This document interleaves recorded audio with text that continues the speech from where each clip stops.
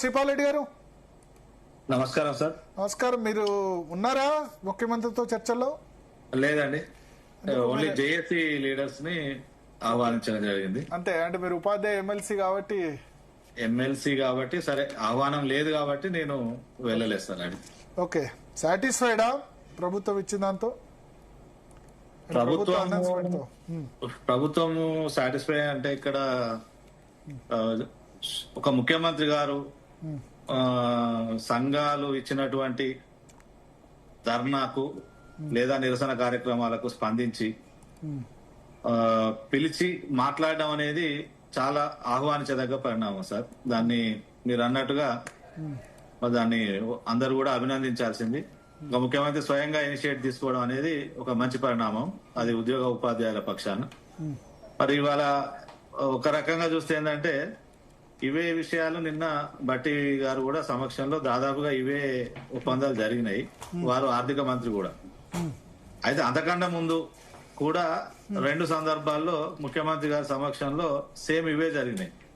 అంటే నేను జేఏసీలో ఉన్నప్పుడు అక్టోబర్ 2024లో మాట్లాడినప్పుడు కూడా ముఖ్యమంత్రి గారు ఇవే అంశాలు చెప్పిండ్రు. ఆ రోజు కూడా నెలకు 500 కోట్ల చొప్పున చెల్లించుకుంటూ పోతామన్నారు. కానీ అప్పుడు సార్ ఫస్ట్ అక్టోబర్ 24లో 500 కోట్లు అన్నారు. కానీ ఆ మార్చి 31 వరకు కూడా 7 నెలల వరకు కూడా ఒక పైసా కూడా వేయలేదు. ఆ తర్వాత మళ్ళీ జేఏసీ ఎప్పుడైతే అక్టోబర్ 2024 ఇది జరిగింది, మే 2025లో మళ్ళీ జేఏసీ పక్షాన నోటు ఇచ్చినప్పుడు మళ్ళా ఉద్యమ కార్యాచరణ ఇచ్చినప్పుడు మళ్ళా పిలిచి అప్పుడు 700 కోట్లు అన్నారు. ఆ తర్వాత జూన్ నుంచి వస్తా ఉన్నారు, ఈ నెల 1000 కోట్లు అన్నారు. కానీ చెల్లింపులు వాస్తవంగా 1000 కోట్లు జరిగినాయా అనే అనుమానం ప్రతి ఉద్యోగిలో ఉంది సార్. ఎందుకంటే టోటల్ గా 1000 కోట్లు చెల్లింపులు అంటున్నారు తప్ప టోటల్ గా 1000 కోట్లు వేయట్లేదు, ఆ అకౌంట్లలో చెల్లింపులు జరపట్లేదు. అవి కూడా ఏంటంటే మేము ఈ నెల జీపీఎఫ్లు వేస్తామంటారు. అక్టోబర్ 2025 వరకు జీపీఎఫ్లు క్లియర్ చేసినామని చెప్పారు మొన్న. మరి చూస్తే మార్చి వరకే క్లియర్ అయి ఉన్నాయి, అంతకుముందు తర్వాత ఒక్క పైసా కూడా రాలే. ఓన్లీ గవర్నమెంట్ టీచర్స్ కు సంబంధించిన జీపీఎఫ్లు వచ్చినాయి. వాళ్ళు చాలా తక్కువ మంది ఉంటారు వాళ్ళు. ప్లస్ వాళ్ళు ఏంటంటే ఇండివిజువల్ ఉంటారు. వాళ్ళు ఏంటంటే ఒక టీచర్ కు సంబంధించింది ఒక బిల్లు ఉంటుంది కనుక తక్కువ మొత్తంలో ఉంటాయి అవి. సో అట్లా వాళ్ళు ప్రభుత్వం చెప్తున్న దానికి, అధికారులు చెల్లింపులు చేసినామని చెప్తున్న దానికి కూడా ఇప్పటి వరకు స్పష్టత లేదు, ఒక నమ్మకం కలగడం లేదు ఏది ఉపాధ్యాయులకు. సో ఇవే విషయాలు 2024లో కూడా ముఖ్యమంత్రి గారు చెప్పినారు. తర్వాత మొన్న గతంలో మేలో ఇచ్చినటువంటి ఉద్యమ కార్యాచరణ స్పందిస్తూ ముఖ్యమంత్రి గారు హెల్త్ కార్డు ఇస్తామన్నారు. హెల్త్ కార్డు ఇస్తామని కూడా ఆల్మోస్ట్ 10 months దాటింది. మరి 10 months దాటింది, ఇప్పటి వరకు దాని మీద ఎలాంటి మరి కదలిక లేదు. ఆ హెల్త్ కార్డుకు సంబంధించి మొన్న బడ్జెట్ లో డబ్బులు కేటాయించడం జరిగింది. బడ్జెట్ అంటే 1 ఏప్రిల్ నుంచి రావాలి. మరి ఆ 1 ఏప్రిల్ కు చూసినాము, అన్ని చూసినాము.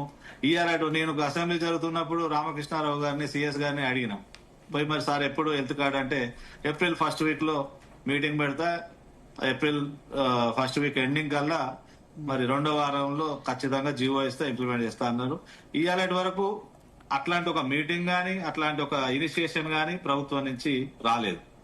సో ఇవన్నీ ఏంటంటే ప్రభుత్వం చెప్తున్న దానికి చేతులలో జరుగుతున్న దానికి చాలా వ్యత్యాసం కనబడతా ఉంది. అది ఇవాళ ఉపాధ్యాయులు గాని, ఉద్యోగులు గాని, పెన్షనర్లను గాని బాధిస్తున్నటువంటి అంశం. ఇవాళ చెప్పడం బాగానే చెప్తా ఉన్నారు. మరి నెలకి 700 కోట్ల చొప్పున లాస్ట్ మే నుంచి చేస్తే ఇప్పటి వరకు దాదాపు ఒక 7,000 కోట్లు అయిపోవాలి. కానీ అప్పుడు ఉన్నటువంటి 8,000 కోట్లు కాస్త ఇప్పుడు 14,000 కోట్లకు చేరింది. పెరుగుతున్నాయి తప్ప మరి తగ్గడం లేదు. సో ఇవన్నీ మనం ఒకసారి గతాన్ని నెమరు వేసుకుంటే మాత్రం మరి మళ్ళా అనుమానం అంటే ఇస్తే పర్వాలేదు సార్. ఇప్పుడు 6,000 కోట్లు ఒకేసారి చెల్లింపు అనేది ఆంధ్రప్రదేశ్ ప్రభుత్వం చేసింది గత నెల. సో అది ఇంపాసిబుల్ ఏం కాదు, అది పాసిబులే. కాబట్టి ఆ పాసిబుల్ అంశం మరి గవర్నమెంట్ దాన్ని ఒక చిత్తశుద్ధితో అమలు చేయాలి అనే ఆలోచనతో చేస్తే అది చాలా మంచి విజయం. ఇది ఉద్యోగుల పక్షాన పెన్షనర్ల బెనిఫిట్స్ అందించడం అనేది ఒక పెద్ద విజయంగా భావించవచ్చు. కానీ మళ్ళీ ఇక చెప్పినామా, ఇక దాటేసినామా, ఈ 5వ తారీఖు తర్వాత 5వ తారీఖు నిరాహార దీక్ష ఒకటి పోతే మళ్ళీ చేసి మళ్ళీ సమాయత్తం కావడానికి ఇంకో 3-4 నెలలు పడుతుంది. ఇక అప్పటి వరకు చూద్దాం లేదు, మళ్ళీ ప్రభుత్వం ఇదే దాటవేత ధోరణి వేస్తే మాత్రం ఇంకా అది ఇబ్బందులకు మరి గురయ్యే అవకాశం ఉంది. ఇప్పుడు హెల్త్ కార్డు ఆల్రెడీ అంతా రెడీ ఉంది, జియో ఇష్యూ చేస్తే సరిపోతుంది. మరి ఆ హెల్త్ కార్డు పైన ప్రోగ్రెస్ లేదు, పెండింగ్ బిల్స్ పైన ప్రోగ్రెస్ లేదు. అదేవిధంగా మరి వాళ్ళ ట్రాన్స్ఫర్స్ ప్రమోషన్స్ కూడా సరే చేస్తా ఉన్నారు. ఈ గవర్నమెంట్ వచ్చినాక ఆ విషయంలో మరి అభినందించాలి. మరి ఇప్పటికి 2 సార్లు ప్రమోషన్ ట్రాన్స్ఫర్ చేశారు. ఇప్పుడు కూడా మళ్ళీ జీవో ఇచ్చింది. మేమే దాన్ని జూలైలో జరపమని అడుగుతా ఉన్నాం. మేలో సెన్సెస్ ఉన్నాయి కాబట్టి జూలైకి పోస్ట్ పోన్ చేయమని అడుగుతా ఉన్నాం. సో ఈ నిన్న డిప్యూటీ సీఎం గారు ఇచ్చినటువంటి హామీలకు ఇవాళ సీఎం గారు ఇచ్చినటువంటి హామీలకు పెద్దగా ఏం తేడా లేదు. కానీ ఉద్యోగులు ఏంటంటే డిప్యూటీ సీఎం గారి సమక్షంలో జరిగిన చర్చల పట్ల నమ్మకాన్ని, అంటే ఉద్యోగుల కంటే మెయిన్ ఏంటంటే ఉద్యోగ సంఘాలకు కూడా ఉంటది కదా, ముఖ్యమంత్రి సమక్షంలో మేము విరమించామని చెప్పుకోవడానికి అవకాశం ఉంటది కదా. అది ఇప్పుడు ఉప ముఖ్యమంత్రి గారైనా బాధ్యత ఉన్న పోస్టే, ఆర్థిక శాఖ ఆయనదే, ఆయన ఇవ్వాల్సిందే. కానీ ఇవాళ ఆ నమ్మకం అనేది కోల్పోయినటువంటి పరిస్థితి. నేను చెప్పుకుంటా వచ్చిన కదా 2024 అక్టోబర్ నుంచి పలు దఫాలుగా జరిగినటువంటి చర్చలలో అవేవి కూడా ఇంప్లిమెంట్ కాకపోవడం వల్ల ఇవాళ సంఘాలు కూడా ఏంటంటే మాకు ఖచ్చితంగా ముఖ్యమంత్రి హామీ ఇస్తేనే మరి అది మేము వింటామనే మాట చెప్పడం.